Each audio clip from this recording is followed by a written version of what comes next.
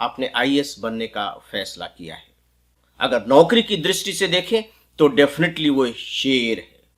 Interview board में बैठने वाले जो मेंबर्स होते हैं, उनके कई मेंबर्स से मेरी कई कई बार बातें हुई है। अब जो प्रतियोगी आते हैं तो हम बल्कि हल्के से मुस्कुराहट के साथ उनसे कहते हैं कि अच्छा तुम तो हिंदू पढ़ते होगे।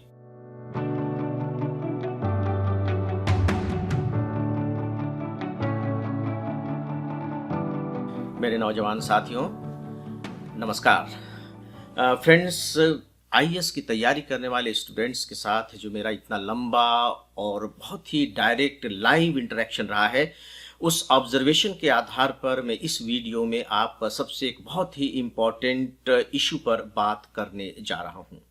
और इसके लिए मैं माफ़ी चाहूँगा कि मैंने इसे नाम दिया है भेड़ चाल। आप भेड़ चाल का अर्थ जानते होंगे।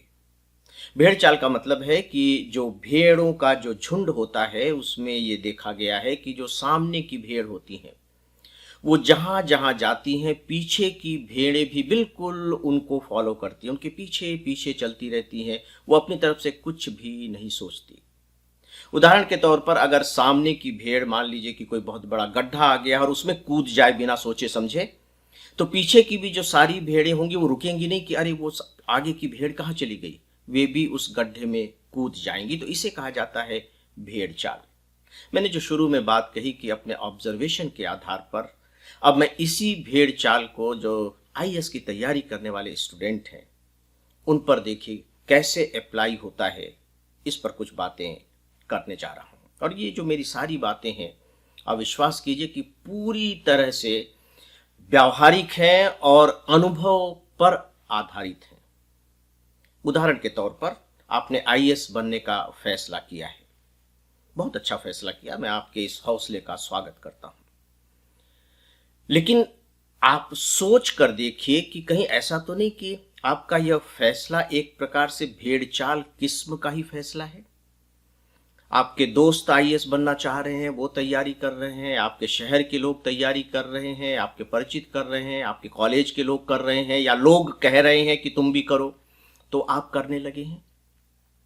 अगर आप ऐसा कर रहे हैं तो कोई गलत नहीं कर रहे हैं। लेकिन अगर आप सोचेंगे कि चूंकि सब कर रहे हैं इसीलिए मैं करूं, तो मुझे लगता है कि कहीं ना कहीं थोड़ी सी आपसे गलती हो रही है। आप अपने स्तर पर बेहतर होगा कि सोचें, क्योंकि देखिए अगर आप आईएएस बनना चाह रहे हैं, इसका मतलब क्या हुआ? मतलब यह हुआ कि जो भेड़ों का झुंड है, यानी कि समाज में जो इतने सारे लोग हैं, उनसे कुछ अलग बनना चाह रहे हैं ना। तो जब अलग बनना चाह रहे हैं तो जो सब कोई कर रहे हैं उसी तरह से आप करके कैसे अलग बन सकते हैं? दोस्तों, इसके बारे में एक बहुत ही खूबसूरत कविता की 2 लाइनें हैं, मैं आप लोगों के सामने रखना चाहूंगा। उसमें कहा गया, लीक छाड़ी तीनों चले, शायर सिंह सपूत। यानी कि ये जो 3 लोग होते हैं, ये 3 लोग कौन है? शायर। जो शायर होगा उसे अपना रास्ता खुद अख्तियार करना पड़ेगा, खुद बनाना पड़ेगा, कुछ नई चीजें लानी पड़ेंगी। सिंह यानी कि शेर। शेर बने बनाए रास्तों पर नहीं चलता, वो अपना रास्ता बनाता है। और अगर मान लीजिए किसी के रास्ते पर चल भी रहा है तो वो वहां भी अपने कुछ न कुछ नया बना लेगा। और सपूत, सपूत यानी कि जो बहुत ही योग्य जो पुत्र होते हैं, लोग होते हैं। तो चलिए, आप आईएएस बनने जा रहे हैं तो आप ये मान करके चलिए कि आप अपने माता पिता के एक योग्य पुत्र तो हैं। और आईएएस अगर नौकरी की दृष्टि से देखें तो डेफिनेटली वो शेर है।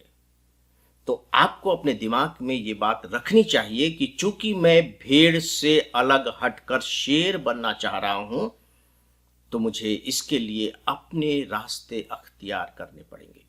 और देखिए, वैसे भी प्रकृति के बारे में कहा जाता है कि वो कभी भी डुप्लीकेट काम नहीं करती।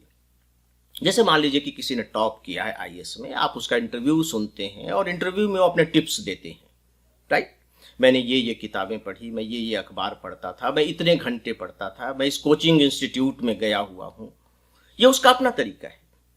मुझे नहीं मालूम कि उसने और किसके बारे में सुना था और उसमें से क्या क्या बातें ली, लेकिन उन्होंने अपना रास्ता अख्तियार किया। उन्होंने बातें सुनी, सुनने के बाद उसका जायजा लिया, उसकी जांच पड़ताल की, ये देखा कि इसमें से कौन कौन सी बातें मुझे सूट करती हैं या मेरे लिए जरूरी हैं। ऐसा नहीं कि उन्होंने जो कुछ कह दिया उसे ज्यों का त्यों अपना लिया, ऐसा बिल्कुल भी उन्होंने नहीं किया है।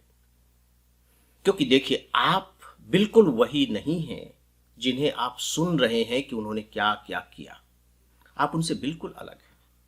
आपके घर की पारिवारिक पृष्ठभूमि अलग है, आपकी एजुकेशनल बैकग्राउंड अलग है, सब्जेक्ट से लेकर के इंस्टीट्यूशंस तक, यहां तक कि क्षमताएं सबकी अलग अलग हैं। उदाहरण के तौर पर मुझसे स्टूडेंट पूछते हैं कि सर हम इस सब्जेक्ट पर कौन सी किताब पढ़ें, क्या हम एनसीईआरटी 6th से 12th तक की पढ़ जाएं? ज्योग्राफी के बारे में हम क्या करें सर? हिस्ट्री की हम ओल्ड एनसीईआरटी की किताब पढ़ें या न्यू एनसीईआरटी की किताब पढ़ें? वे मुझसे इस तरह के प्रश्न करते हैं। इनफैक्ट सच पूछिए तो मेरी समझ में नहीं आता उस समय कि मैं इन्हें क्या बताऊं कि आपको कौन सी किताब और किस किस लेवल की पढ़नी चाहिए। सोच करके देखिए कि लेवल तो आपको ही मालूम है अपना। जैसे मान लीजिए कि आपने ग्रेजुएशन में पॉलिटिकल साइंस लिया हुआ था, आप मुझसे पूछते हैं कि सर कॉन्स्टिट्यूशन पर मैं एनसीईआरटी की किताब पढ़ूं। मुझे नहीं मालूम कि आपका पॉलिटिकल साइंस सब्जेक्ट था, तो मैं आपको कैसे एनसीईआरटी की किताब सजेस्ट करूंगा? मैं कहूंगा कि नहीं, बिल्कुल मत पढ़िए। अगर आपने हिस्ट्री ली हुई है तो एनसीईआरटी की किताब फिर आपको पढ़ने की जरूरत नहीं है। ज्योग्राफी अगर आपने ग्रेजुएशन किया हुआ है तो आपको जरूरत नहीं है। तो ये तो बात आप समझेंगे। तो दोस्तों, अब आप इसके लिए करेंगे क्या? जैसे आप कोचिंग के बारे में पूछते हैं कि सर हमें कोई बहुत अच्छी कोचिंग का नाम बता दीजिए। सर हमारे दोस्त उस कोचिंग में गए हैं तो क्या हम भी चले जाएं? उस कोचिंग से बहुत ज़्यादा सिलेक्शन हो रहे हैं तो क्या हमें जाना चाहिए? तो यहाँ क्या आपको सच में, अगर कुछ लोग चले गए हैं तो आपको भी केवल इसलिए चले जाना चाहिए कि क्योंकि कुछ लोग गए हुए हैं या वहाँ आपके परिचित लोग पढ़ रहे हैं? अगर आपको कोचिंग के बारे में डिसीजन लेना है तो प्लीज़ थोड़ा सा एफर्ट कीजिए, उसके प्रैक्टिकल एस्पेक्ट पर जाइए, थोड़ा वक्त लगाइए, 3 4 5 कोचिंग की अच्छी लिस्ट बना लीजिए अगर आप ज़रूरत महसूस करते हैं तो, और इसके बाद वहाँ जाइए, उन इंस्टीट्यूशंस के बारे में पता कीजिए। वहाँ ऑलरेडी स्टूडेंट्स पढ़ रहे होते हैं, उनसे मिलिए, पूछिए कि ये कैसी है, किस तरह की पढ़ाई कराई जाती है, क्या आप इससे संतुष्ट हैं। 4-5 दिन, 8-10 दिन लगाइए। क्योंकि देखिए, एक बार अगर आप उसमें एडमिशन ले लेंगे, साल 1.5 साल आप लगाने वाले हैं, और ये साल 1.5 साल जो आप लगाएंगे आपकी जिंदगी का निर्धारण करने वाले हैं। यहां मैं एक बात और बताना चाहूंगा, अब तो आप उस एज में एंटर कर गए हैं कि ढेर सारी ऑनलाइन क्लासेस हो रही हैं, और इंपॉर्टेंट बात यह है कि उन ऑनलाइन क्लासेस के डेमो लेक्चर्स अवेलेबल हैं। देखिए, जो ऑफलाइन क्लासेस हैं उनमें तो शायद आपको लेक्चर सुनने को नहीं मिलेगा डेमो के रूप में कि आप आइए लेक्चर सुनिए और इसके बाद डिसाइड कीजिए। ऑनलाइन क्लासेस के लिए तो ये सुविधा है। समय लगाइए, उनके अलग अलग जो लेक्चर्स हैं उनको सुनिए, उनको एक दूसरे से कंपेयर कीजिए और फिर देखिए कि इनमें से किस तरह के लेक्चर्स मुझे सूट कर रहे हैं, और फिर आप डिसाइड कीजिए कि नहीं, मुझे इस तरीके से डिसीजन नहीं लेना है कि वहां चूंकि सब लोग जा रहे हैं तो मैं भी पीछे चले जाऊं। नहीं, आप अपने स्तर और अपनी जरूरत को देखते हुए अपनी ओर से डिसीजन लीजिए। किताबों के बारे में आप दूसरों से क्यों इतना पूछते हैं? आपने ग्रेजुएशन किया हुआ है। किताबों के बारे में डिसाइड करने से पहले किताबों की दुकान पर जाइए। चलिए, मैं ये मानकर चलता हूं कि अब तो किताबों की दुकानें बहुत कम जगह रह गई है, लेकिन लाइब्रेरी तो सब जगह है। लाइब्रेरी जाइए। जैसे मान लीजिए कि आपको इकोनॉमिक्स की किताब डिसाइड करनी है तो वहां से इकोनॉमिक्स की 5-10 किताबें ले लीजिए, दिन भर उन्हें उलटिए पलटिए, देखिए कि उसमें आपका कोर्स कवर हो रहा है नहीं हो रहा है, या कौन कौन से टॉपिक किन किन किताबों में मिल रहे हैं, और इसके बाद उन टॉपिक्स को पढ़िए और देखिए कि आपके समझ में आ रहा है कि नहीं आ रहा है, और आपको लगता है कि नहीं, इसमें तो बहुत अच्छे तरीके से समझाया गया है और यूपीएससी की रिक्वायरमेंट को ये किताब पूरी कर रही है, तो नोट कर लीजिए, खरीद लीजिए, लाइब्रेरी से इशू करा लीजिए। तो ये जो बेसिक चीजें हैं, ये पिलर्स हैं, या यूं कह लीजिए कि फाउंडेशन स्टोन है। इन फाउंडेशन स्टोन्स को इकट्ठा करने के लिए थोड़ी मेहनत कीजिए। सुनी सुनाई बातों पर बिल्कुल यकीन मत कीजिए। बातें सुनिए, मैं नहीं कह रहा हूं कि बातें सुनना बंद कर दीजिए, बातें सुनिए, वहां से इनपुट की तरह चीजों को लीजिए, उनके एनालिसिस कीजिए, और इसके बाद अपने लिए डिसाइड कीजिए कि कौन सी चीज आपके लिए ज्यादा उपयोगी है। फ्रेंड्स, यहाँ मैं आप लोगों को भेड़ चाल का एक बहुत ही इंटरेस्टिंग किस्सा बताना चाहूँगा, और जो बिल्कुल सही सही है। इंटरव्यू बोर्ड में बैठने वाले जो मेंबर्स होते हैं, उनके कई मेंबर्स से मेरी और कई बार बातें हुई है, और वे बड़ी एक रोचक बात बताते। उनका कहना है कि अब जो प्रतियोगी आते हैं तो उनसे अब हम लोग सीधे ये नहीं पूछते कि तुम कौन सा अखबार पढ़ते हो, हम बल्कि हल्के से मुस्कुराहट के साथ उनसे कहते कि अच्छा तुम तो हिंदू पढ़ते होगे। इसका मतलब क्या हुआ? इसका अर्थ यह हुआ कि हिंदू अखबार पढ़ना एक प्रकार की भेड़ चाल बन चुकी है। जिसको देखिए वही हिंदू पढ़ने के पीछे पड़ा हुआ है। मेरे पास तो ऐसे ऐसे फोन आते हैं और स्टूडेंट्स से बात हुई है कि सर हिंदू पढ़ने में 3-4 घंटे हमारे खराब हो जाते हैं, हम क्या करें? मैं कहा कि चलो कोई बात नहीं, 3-4 घंटे खराब हो जाते हैं, समझ में आता है कुछ? बोले नहीं सर समझ में भी नहीं आती, हिंदू की अंग्रेजी जो है वो थोड़ी सी कठिन है। अब आप बताइए, सोच करके देखिए कि अखबार पढ़ रहे हैं, 3-4 घंटे लगा रहे हैं, समझ में भी नहीं आ रही है बात, लेकिन पढ़ रहे हैं। दोस्तों यही है भेड़ चाल।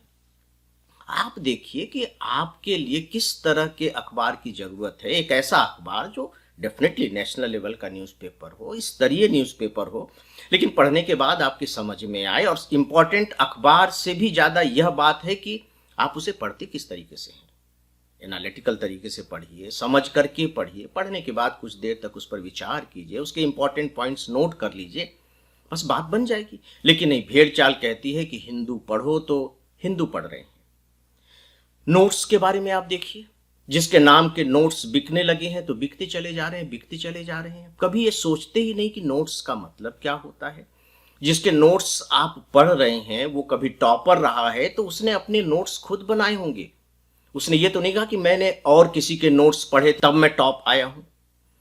जरा सा खुद विचार करके देखिए, तो उसके नोट्स पढ़ रहे हैं। कितने स्टूडेंट्स के मेरे पास इस तरह के मेल आते हैं कि सर हमारे पास टाइम नहीं है, और ज्यादातर ये कहते हैं कि सर हमारे पास टाइम नहीं है, वो समय का रोना रोते हैं। और मजेदार बात यह कि कुछ तो मुझे ये भी कहते हैं कि सर जो यूट्यूब पर आपके प्रोग्राम आते हैं ना, उसमें आप थोड़ा सा जल्दी जल्दी बोला कीजिए, आप थोड़ा धीरे बोलते हैं तो हमारे पास इतना समय नहीं है। और ऐसे लोगों की संख्या कि हमारे पास समय नहीं है कम नहीं है, बहुत संख्या ऐसे स्टूडेंट की है। मैं उनसे कहता हूं कि भाई अगर आपके पास आईएएस की तैयारी करने के लिए समय नहीं है, इसका मतलब है कि आप अभी जो भी दूसरा काम कर रहे हैं बहुत इंपॉर्टेंट काम कर रहे हैं, तो आप क्यों इसमें आना चाहते हैं? लेकिन नहीं, चूंकि दूसरे लोग भी तैयारी कर रहे हैं तो हमारे पास समय हो या न हो हम भी तैयारी करेंगे। आप यूं कह लीजिए कि समय का रोना रोना भी एक प्रकार के आईएएस की तैयारी करने वालों का फैशन सा बन गया है। आप इसे इस तरीके से मत लीजिए। इसकी तैयारी के लिए आपको वक्त तो देना पड़ेगा, वो तो निहायत ही जरूरी है। बिना समय के तो आप कुछ भी नहीं कर सकते। तो दोस्तों, कुछ ऐसी कहावतें प्रचलित हो जाती हैं, कुछ ऐसी धारणाएं बन जाती हैं। कोचिंग को ले लीजिए, नोट्स को ले लीजिए, किताबों को ले लीजिए, टाइम को ले लीजिए, ढेर सारी बातें मैंने बताई हैं। इन सब में मुझे एक विचित्र किस्म की भेड़ चाल दिखाई देती है। दोस्तों, मेरा उद्देश्य एक बहुत ही छोटा सा है, लेकिन आपके लिए ये बहुत बड़ा काम करेगा, और वो यह कि जो बात मैंने शुरू में कही है, भेड़ चाल का हिस्सा न बने। और वैसे भी एक बार फिर से मैं याद दिलाना चाहूंगा कि अगर आप आईएएस बनना चाह रहे हैं तो भेड़ों से अलग हटकर के आप शेर बनने की कोशिश कर रहे हैं, और ये तब तक संभव नहीं होगा जब तक कि आप भेड़ के आचरण को छोड़कर शेर का आचरण नहीं करने लगेंगे, अपने लिए अपने रास्ते खुद बनाने की कोशिश नहीं करेंगे।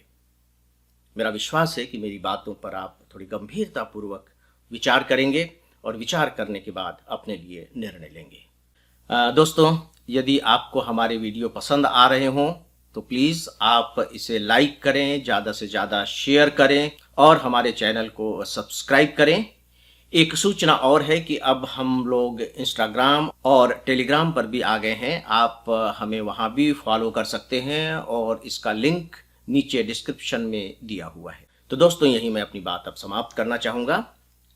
नमस्कार।